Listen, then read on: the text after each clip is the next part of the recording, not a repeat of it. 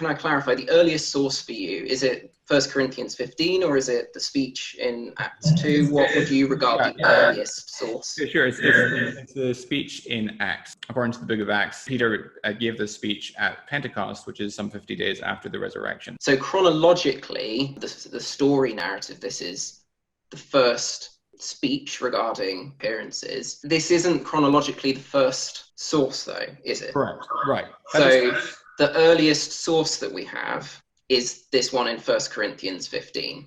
Yeah, I mean, First Corinthians was written by Paul in Ephesus, and he was writing 50 AD, would you say? Yeah, early to mid-50s, and most scholars are persuaded that in verses 3 through 7 in chapter 15, he is quoting from or passing on a creedal tradition, and there's a number of evidences for that. One is its rhythmic style. It's designed for ease of memorization. You've got the use of the Aramaic name Kephas for Peter, and also in Galatians 1, he mentions meeting with Peter and James in Jerusalem, where many scholars believe that he received that creedal tradition. So the actual source in which that creedal tradition appears is written in the early to mid-50s AD, but he's quoting from an earlier source. And likewise, the book of Acts, I would maintain, is written a little later than 1 Corinthians, around early 60s, I would place it. But it's passing on a speech that was proclaimed very close up to the crucifixion itself.